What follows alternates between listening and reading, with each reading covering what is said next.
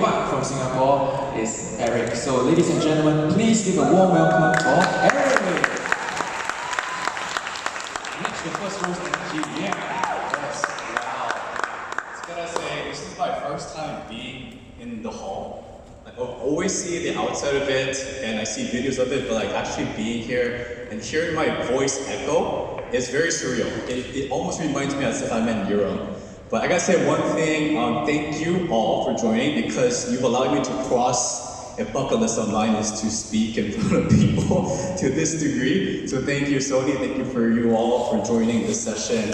I'm kind of nervous a little bit because it's like a huge place and my voice is echoing. So if I do mess up or whatnot, just please understand. Regardless, thank you for allowing me to check off like that bucket list of the things that I want to do before I die. So I think I accomplished it today. So thank you for joining. So today's session is going to be about content strategies to grow your brand. So when I mention brand, it could mean probably audiences who are going to start on social media, or it can be people who are already on social media, but also it can also mean like brands, companies who are operating their own social media. So this is like an umbrella term for all those audiences. So hopefully that's a little bit more clear. So I'm going to be sharing on my content strategies to help me grow. The lights are kind of like glaring at me. To help me grow on social media. Now you might be wondering, who the heck am I to give such session? Of course, it makes sense because if you don't even know who I am, like it's good to establish credibility. So I am a Korean living in Singapore. 안녕하세요. 만나서 반갑습니다. I've been living in Singapore for 5 years. I recently got married to my wife, Singaporean from front. She actually came back from a business trip last night. So she brought the in-laws here to support. So thank you so much. Yes. I am focused, because I'm a Korean, I'm focused on all things Korea. It could be Korea content, mostly Korean food. So people know me as the Korean Oppa from Singapore because I do a lot of Korean restaurant reviews in Singapore. I also, because we know that Korean food is expensive, so you can't go out and eat a lot. So I do Korean food recipes on social media, trying to show you that you can make authentic Korean food at the comfort of your home. And also do like K-culture, different food reviews in Singapore, and also travel-related videos and a lot of things. But I'm mostly known for my Korean content. So I'm also known as a Korean Oppa from Singapore. And you might be wondering, like, why are you calling yourself an Oppa? So I'll explain that later throughout my session. And I want to say one thing: me being a content creator was a fluke, and I'm leaving that as a cliffhanger. Okay, so I'm on two platforms, major platforms. I'm on IG and TikTok. So this hasn't been updated because I think I had one viral video. So I'm close to 100K on IG.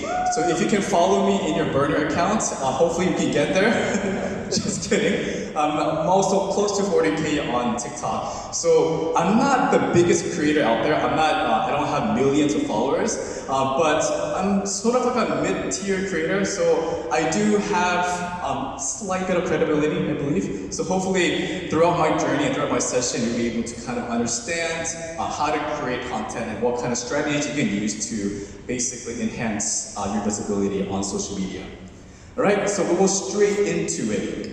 So for me, I love to put KPIs to myself, because that's the only way for me to kind of grow and improve. So my KPI for today is for you to understand my content creation journey, and through that, understand the different strategies that I've used for my content creation, and also to share actionable, implementable strategies that you can use right now to enhance your social media. So if I can get at least all of you to take away 1 point from this, I think my mission is accomplished. So hopefully we'll be able to achieve that today. So my content creation journey. I should say, like I said before, that content creation was a fluke, right? And it's a fluke because I didn't really want to be a content creation journey. But somehow in the cosmic universe, things, choices, experiences, and opportunities lead you to who you are today. And so my content creation journey kind of began with like my interest in photography. I was a photographer. I first began photography using a film camera. My friend gave me a Minolta camera, and I think limitation gives you the opportunity to grow and to learn a lot. Because in film, you can only shoot 24 shots, because film is 24 or either 32. So you're limited. So with that, I was able to focus on growing my composition, growing to understand the differences between an ISO, shutter speed, and aperture and whatnot. And then it gets to a point where film gets expensive and it's too expensive to maintain. So I decided to take a leap and invest in my first professional camera. It was the Alpha 6000. Back then, I'm pretty old, I should say, but back then, this camera was like the king, especially because it's very portable, it has a lot of functions, it's very fast. So I decided on the Alpha 6000, and then my friend in Korea, so Korea has a membership program for Sony, and he was part of that, and he kind of convinced me to upgrade to Alpha 7. So that's how I kind of jumped from an Alpha 6000 to an Alpha 7 series. And here are some photos.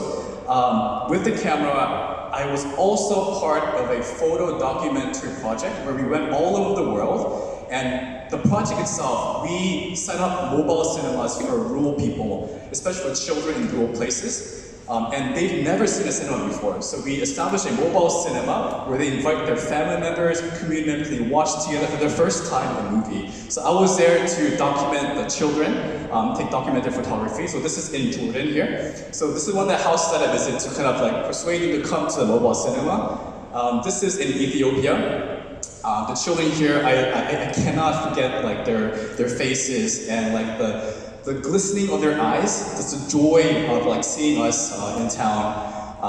And I also did street photography in Korea. I love black and white photography, so you can see some of my works here. This is in Seoul. This is also in DDP, Dongdaemun Design Plaza. I really loved black and white photography, as you can see. And I think this photo is probably one of my favorites. This is, as you can see, this is in a village in Patacancha in Peru. It's up so high that you need an oxygen mask to kind of function. So I almost fainted once up there because it's super hard to walk, to even talk as well. But as you can see, this is the first time these children are seeing a movie. And so I was there to capture the moment with the camera, and that's how I fell in love with photography. And during this time, I never really touched videography. I only was focused on photography. And farm days. So I was a farmer. So people are wondering, why are you mentioning, you being a farmer? Is because during this time I taught myself how to take videos. I taught myself how to edit videos. And I think the best university out there is YouTube. So I use YouTube, self-taught. It's free, by the way. It's free YouTube unless you pay for premium. But back then there was no premium. So with YouTube, I was able to kind of film videography, and I honed my craft. And for the farm, I was a marketer and a farmer at the same time. So I created farm-related videos, recipe videos using our farm products. And then also documentary to talk about the stories, because a lot of young people, so 청년, young people, come to work at our farm. So we want to tell their story through documentary. So here are some clips of different things that I've taken while at the farm. This is a recipe advertiserial content. This is about using our produce to basically make food. Yeah, so I used the Alpha 7R2 to film this. And this is another advertorial piece about our farm. So we are located in a rural part of Korea. We were an aquaponics farm. So I was there to kind of document what our farm looked like. We use fish and we use produce to create the symbiotic ecosystem, and you can see the colors, of course, is due to the S-Log 2 and S-Log 3 of Sony. I love the color profiles here. And also, I also introduced this content where it's called, basically we're sharing our stories. The people who are there were young people. We're sharing their stories, why they would give up corporate jobs to work at a farm. So this is a documentary piece. It's in Korean, so I'll just play maybe 10 seconds of it. These are the types of stuff that I've directed, created. I was the only person who knew how to take videos, so I was probably the one-man team in this company. So basically, it's hard to translate now, but it's basically telling her story about why she worked at a farm and why she's giving her best in fulfilling the vision for agriculture and smart farm ways of doing this. So that's one of the contents. We did a whole series on this. And now fast forward to now. So after I left the farm, I mean, if you're in a rural area for about 2 years, it gets kind of isolating. So I'm like, I have to leave my job for another job. So I got a job in tech, and that's where I stopped filming and creating content. And then in 2020, I moved to Singapore. And this is called the content creator era. So I never intended to be on social media at all, but it happened during my quarantine in Singapore. One day, I think back at that time, TikTok was like a blowing up platform. And so back at that time, I took an iPhone and I filmed what I ate during quarantine. And I think at that time, people were so curious about what people ate in quarantine. I don't know why, but all the videos that I put up went super viral. And that kind of led me to after quarantine, I think one of my followers said that, hey, your quarantine period is almost over, so I'm gonna unfollow you. So I'm like, oh shoot, should I just stop this whole series now or should I continue? But I'm like, hey, might as well, as a Korean, I go and review the local foods, and that went pretty well. And then as a Korean, why not just review the Korean foods in Singapore to give you information what's authentic and what's not. And that progressed me into the Korean oppa from Singapore era. This is when the endemic happened, when Korea first opened its borders to travel again. And I was probably on the second flight that opened to Korea. And I went to Korea, and I went to this Korean restaurant where they sold makgeolli. So this is like a Korean white wine. And the interesting thing is that they served it in a honeycomb. So it was like a honeycomb makgeolli. And I said that, my introduction was basically, as your Korean oppa, I want to show you the best things in Seoul. So that's how it came to be the Korean oppa from Singapore. Because as your oppa, oppas need to kind of treat well, their younger siblings or whatnot. So I wanted to kind of show that in my content, show you the best things in Korea, show you the best things in Seoul, what to do in Seoul. And that's how I became the Korean oppa from Singapore, which stuck with me for about 2 years now already. And I'm currently a subject matter expert on all things Korea. So if you have any questions about Korea, you can always reach out to me. And people know me for being the Korean guy in Singapore. And while during my content creator era, I was very also interested in short films. So I think I can proudly say that I'm probably one of the first creators using the FX3 to film short films on TikTok. This is one of the first short films that I filmed, and the people in the back here, my friends, she's actually an actor for this one. So with the help of friends, we're able to kind of create content like this. So I'll just play 10 seconds of this. It was a random collaboration, and basically this piece is about I saw a short film on TikTok. And then I kind of localized it. So basically, the premise of the story is she's asking her friend to take a film photography of her because she had a checkup, a medical checkup, and she doesn't know if it'll be bad or not. So the friend's like, hey, you survived a scuba diving incident, so there's nothing wrong with you. But then after that, fast forward 1 year later, she's by herself. And her friend's gone. So basically, she didn't make it through the sickness. So that was one thing that I filmed as well. And one thing so the full video you can watch it on my YouTube channel or my TikTok or Instagram. I can't play the whole thing because we were very tight on time. One thing I love kind of showing off is that friends of mine, he's up here too, he helped me film this. We've submitted a video for the TikTok short film competition. Although we didn't win the top awards, we got the fan favorite award. So this is another video that short film that we took together.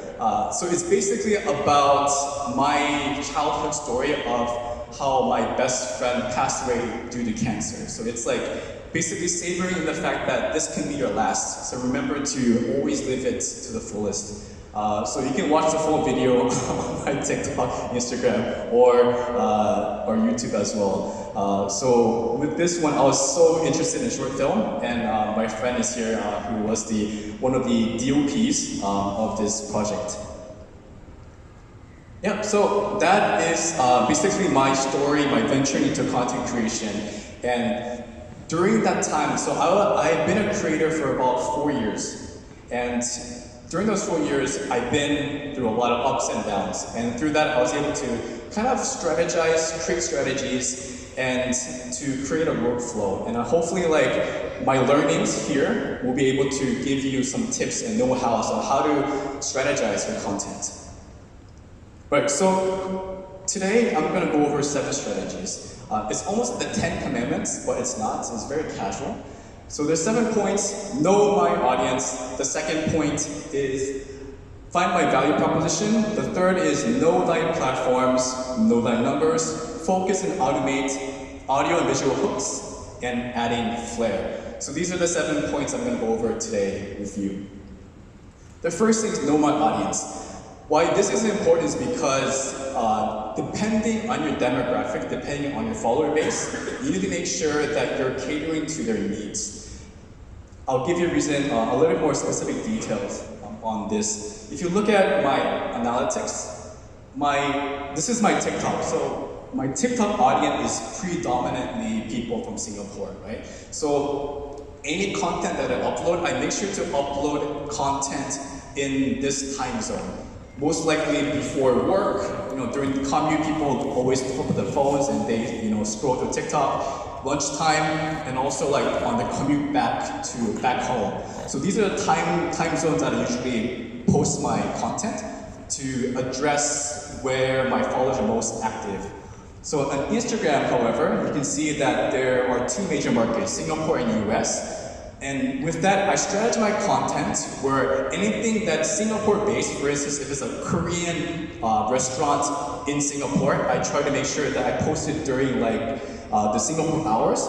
But if it's like a Korean recipe content or anything that has a global reach, I make sure to find that overlap between Singapore and the global audience, which is around, I feel like, 'cause I'm a US audience, I have a lot of US audience, which is about 8 p.m. to like 10 p.m. because that's the time where the America market is waking up. So I want my content to be the first thing that they look at when they wake up. So these kind of strategies will definitely help you to reach your followers, right? Reach your followers at a time that is most convenient for them.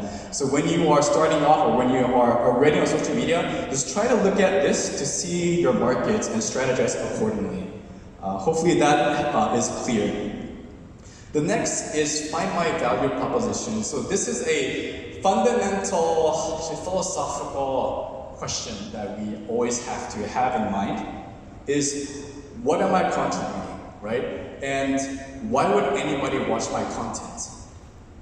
This is probably the driving factor that will shape why you create content, and it gives you the reason why you should follow my content, right? Without this, it's going to be difficult to have like a vision, difficult to find a direction in your content creation journey. For me, my value proposition is like, I love Korean culture. I love Korean culture, so I want Korean culture to be accessible to the general public. So that's why I try to make my content bite-sized in terms of like making sure that you understand Korean content a lot better. So having that in mind will definitely help you to kind of navigate through these waters of the algorithm and through the content creation journey. Okay, know thy platform and strategy. So there are a lot of platforms out there, so I'm going to focus only on 2. Knowing the differences between these two platforms will definitely help out with your content creation journey. So Instagram, the different components in Instagram is stories, there's carousel posts, there's reels, and I've talked with like the Meta content community creator person, and she said that for stories, try to limit it to like 5 stories a day. I know a lot of people, sometimes when they come back from a trip, they put like 100 stories and it's just like, to click and then you just drop off, right? So that's not encourageable. So try to like limit your stories to about 5 stories per day. And basically stories are for your audience, for your followers. So it gives followers a little bit of a connectivity to your followers. Carousel posts is the photo post that you can post on Instagram. So the reason why a lot of creators these days are focusing on this is because once it's recommended, it can get recommended again to your followers. So it has a double chance of being recommended to your followers. So like the first recommendation to your followers would be the first photo, and then it'll be recommended again with the second photo. So you have double kind of chances for your content to be reached again to your followers. And then Reels is definitely something that you want to do to get external followers. So these are intended for getting following outside your follower count. So putting Reels, I think 5 per week is ideal. So just put that into consideration. And then the length is 1 minute 30 seconds. And IG is an old platform, so there are a lot of it's an older generation, so they like more polished content.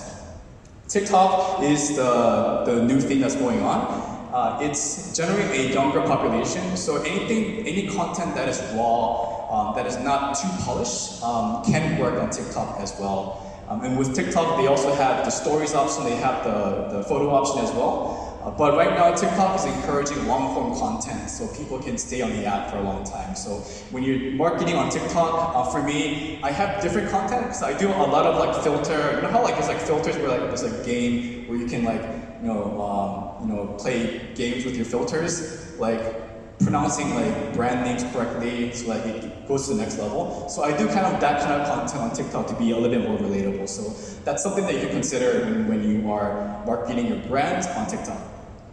Okay, know that numbers. So this is an important piece because it will help you understand what's going right and what's going wrong with your content. So for today, I'm going to focus on 2 platforms, IG and TikTok. So IG, one thing good about IG, Instagram is that they are constantly A/B testing new features. So this is a feature that was recently posted maybe like a month ago, I believe.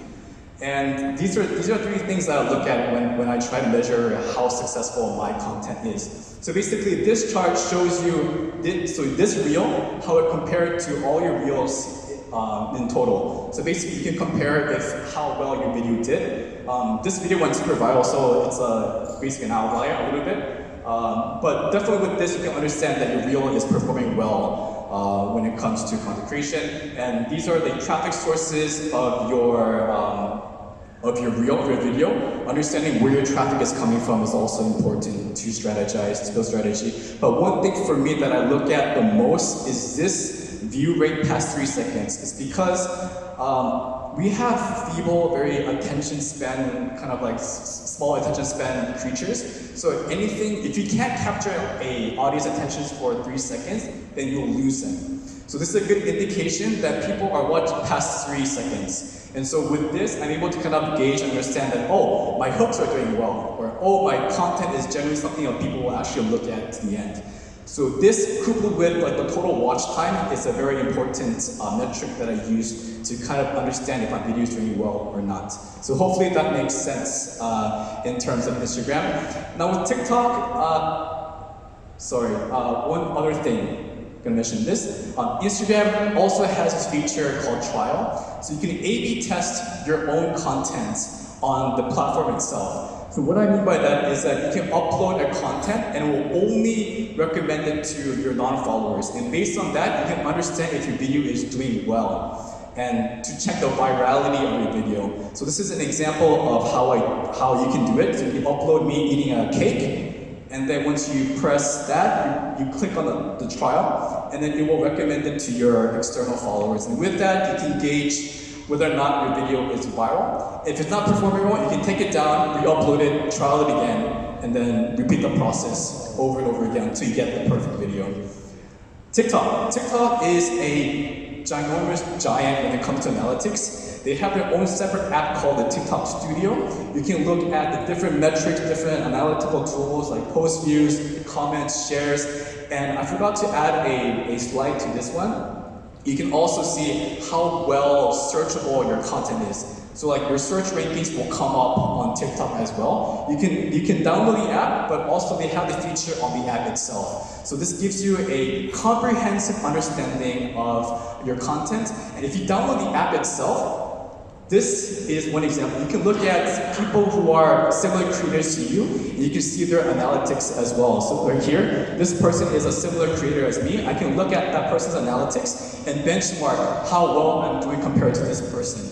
You can also look at their history of their follower growth, and you can use that to benchmark your content. So TikTok Studio is a very good app to use when it comes to understanding your competitor, your followers as well. And TikTok also has a feature called the Creator Search Insights. So if you go in a search bar on TikTok and you type in Creator Search Insights, it gives you this menu. So the reason why this is important is because if you're a content creator like me, you run out of ideas. You have no idea what to do next. So this is like its name itself, it gives you inspiration of what to do next. So this gives you a breakdown basically on what is trending on TikTok, what are your user searching up on TikTok, and using this guide, you're able to create content that is more relatable to what is trending. You can see searches by followers, you can see basically what everybody is following, so it's very helpful tool for you to get inspired when you're making content. So if you are out there,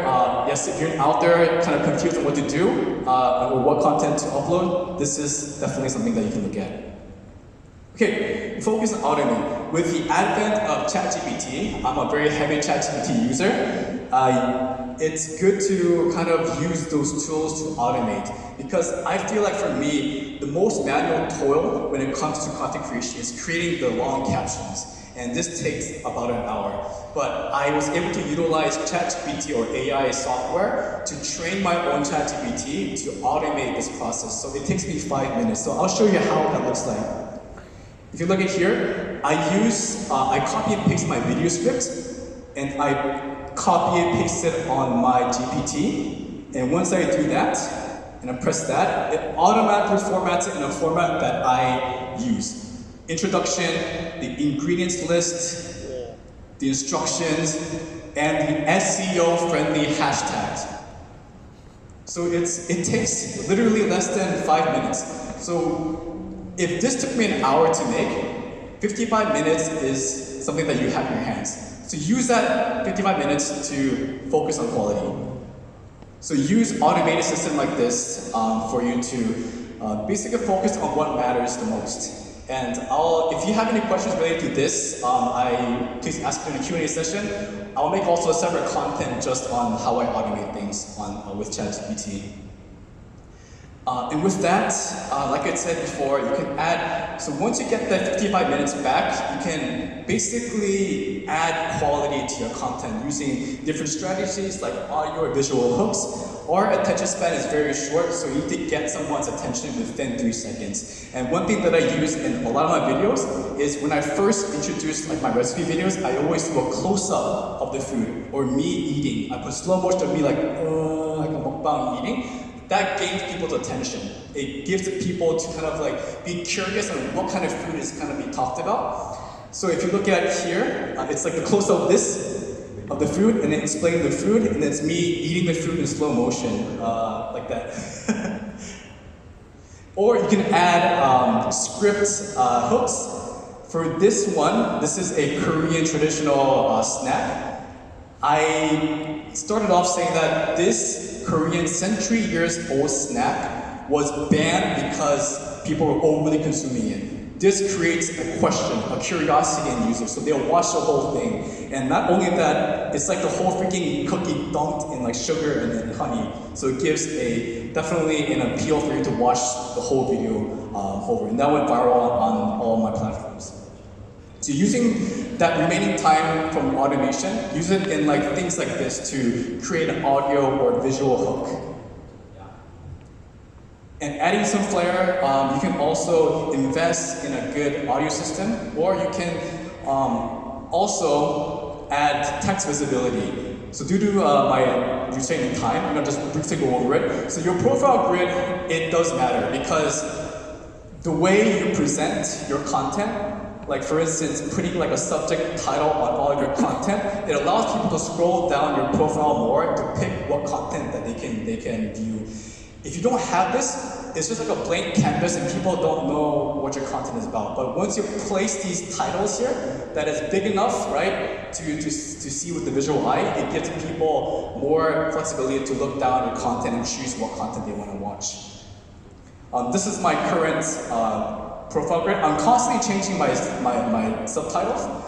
And the reason why is because this happens. The app changes resolutions, so the freaking views cover my titles. I'm always trying to be more relevant, and I'm changing up a lot of my aesthetics. But then the point is, it's very clear. You know exactly what this content is going to be about. So this will increase visibility for your content.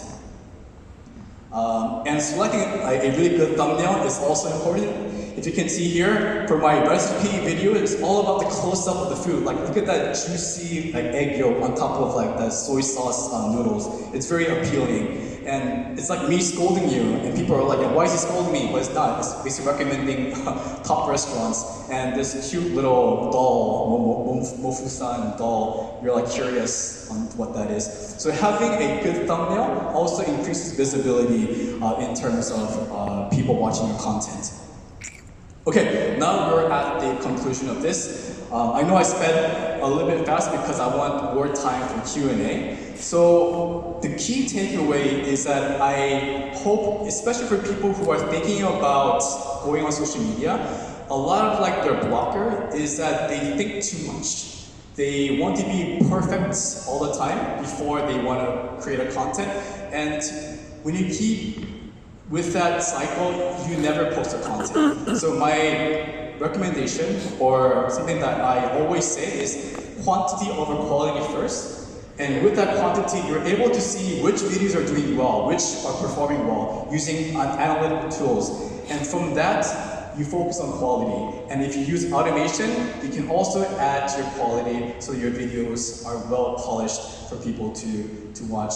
But I also recommend that sometimes if you are stuck with numbers, it gets boring and it takes the joy out of content creation. Content creation is supposed to be enjoyable. So just please don't take the joy out of it. Learn how to have fun with content creation. And at the end of the day, do what you enjoy. So that is the key takeaways of this session. And I'll go into Q&A. I stepped that through, but any questions? Before we ask questions, can we give a round of applause for Eric, please? Yeah. All right. Any questions? We have some time for a couple of questions. Please raise your hands. I'll come to you with a mic. Just let us know anything you'd like to know about content creation, food, storyboarding even, anything you'd like to ask. Please raise your hands. I'll come to you. Oh, right at the back. Okay, give me a while. I'm not the fittest guy. Hello, Korean oppa. Hi, Amber. She was one of the actresses in my short film. I have a question regarding how you edit your videos. Maybe you can share what are the platforms that you share your videos with, edit your videos, like using CapCut, Premiere Pro, and DaVinci. Maybe this system, maybe you can share with us, like how is your working process like? That's a really great question. So my content evolved. I filmed with only iPhone, and then I got quality hungry. So with iPhone, I use CapCut, and CapCut is a free app, but now they're charging here and there. Back then, CapCut was really versatile and free and whatnot, but now I'm not sure what other apps to use. But back then, CapCut was the best platform to do short edits and get that quality. As soon as I kind of increased my quality using the FX3 and different professional camera, I first started with Premiere, and then my friend Jaden, he's not here, he's supposed to be here, but he's traveling, but he convinced me to upgrade to a DaVinci Resolve because with that you're able to control the colors in a lot more of a professional way. So I use DaVinci Resolve when I edit my videos, and people might think that, like video editing takes like a lot of hours. For me, it takes about at most 2 hours because I have a workflow where I copy templates and I basically copy and paste them, and then I do my workflow. So I don't want to spend over 2 hours on a video because it's a waste of time. And I know that making videos like food recipes or food recommendations, you don't have to be too polished. It can be gently raw in some forms of matter. But for me, it takes about 2 hours at most to create a video. This includes voiceovers and video editing and filming as well. Okay. Thank you so much. That's the first question that received some applause for the reaction. So, any more questions? Okay, one over here. Hello, hi, I'm Shirley. Thanks for your presentation. I learned a lot. I have some questions about one, your posting frequency on both IG and TikTok, and then two is cross-posting. So I've heard a lot about how when you're posting on Reels, you should not be sharing it to your stories. So things like that, can you elaborate about, if you do cross-post from IG to TikTok, do you change anything about your videos? So that's a very important question. I also ask the same question as well. There is no fixed answer. I don't think it's proven that if you upload your Reels to your stories, it will decrease the visibility. I talked with the Meta folks, and they didn't mention that at all. So it's not verified. So for me, I do share my Reels to my stories, and it doesn't affect it. Like my videos go viral. So I don't think there's a correlation between that. When it comes to cross-posting, I post similar content on both TikTok and IG, but for the captions, I try to change it up a little bit. IG, there's a limitation on the characters of what you can post as your captions, but with TikTok, it's like a lot. So in TikTok, like I said before, people are watching TikTok over them searching on Google. So TikTok is like a search engine. So one thing I put on TikTok is to make sure that my captions are very search engine oriented, so that it's searchable. So that's how I do it. I post the same content, but I make sure the captions are a little bit different. And one hack that I use, I'm not sure if it's verified or not. So TikTok, apparently from other creators that I hear, the algorithm picks up text within the video. And so I usually put like, this is a hack. I put SEO related like words in the video and I pinch it so it becomes really small and I put it in the corner. So hopefully maybe the algorithm will pick it up, but that's one hack that I use to kind of increase my visibility. It's not verified yet, but I hear a lot of people do that as well. So when it comes to cross-posting, I post the same content, but the captions that could be a little bit different. And also one thing, hashtags don't matter anymore. So I know people who put a hashtag, like 30 hashtags in the post, and then in the comments they put like 100 hashtags. Like that has nothing to do with the reach or visibility. So for me, the guidance that I got is 5 hashtags per post. That's like the max you should go. And then posting frequency, I post probably 5 Reels and 5 TikToks a week. I don't post every day because that's just too much for me. And also, from what I hear is that if you post too frequently, it could limit your viewership. It's not verified. So I can't really tell you exactly how much posts you do it. Because I know there are some content creators that post like maybe 3 per day. I think when you're first beginning in your creation journey, post as much as you can, because from that you're able to kind of understand the frequency and which works and which doesn't. So hopefully that answers your question. Okay, thank you for that. Any more questions? One right in front. He asked hard questions. Hi Eric. For you being such a successful content creator and with all the knowledge that you have amassed now, what would you have done differently in 2020 when you first started your content creation journey? That's very deep. If I were to tell my 2020 self, because sometimes fame and recognition kind of takes you places where you don't want to be. It kind of takes away from the joy of the moment of now. So if I were to talk to my 2020 self, I'll be like, just slow down, just calm down, enjoy the moment, look at people around you, and soak in that relationship. So I think I would have told my 2020 self to, switch it down a bit, because I was posting every day 2 content per day. I was making sure I got the quantity out, but that took away my sleep time. And also I would tell myself to sleep more, because my dark circles are pretty bad. So I'll tell myself to kind of slow down and to enjoy the moment. Yes. Okay, with that, do we have time for one more question? One last question. Anybody would like to get up there? Alright, this gentleman here. Hi, your videos are great. Sorry, I really love Thank you so much. And you already have a lot of viral videos, but what about the ones who underperform or don't go viral? What do? Do you boost them, repost them, or do you just move on? Yeah. That's a really great question. I just wanted to give you a warning. If you are in this content creation journey, there's going to be so many ups and downs. And even if you replicate the same formulas, it might not work. A long time ago, it used to be a stress factor, because I'm like, why isn't it performing well? Like, am I no longer relevant, right?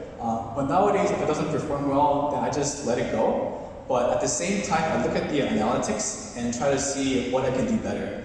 And sometimes, when it does bad, I re-edit it. So I make sure like the introductions is a lot more clear and try to make sure that it's more polished than before. Sometimes it doesn't work, sometimes it does work, but I no longer kill myself over a underperforming video. But that's a good question. Alright, thank you so much. With that, let's wrap up the Q&A. Yes, can we give one more round of applause for Eric, please? And I have social media. And I also recently started Xiaohongshu. I'll make a video on how I do my AI translations for that one, but this is my social media, TikTok and Instagram. Thank you. Alright, thank you so much, Eric. Pass me a mic. I will need you to head off stage and stand in the middle of the crowd, and for everybody to feel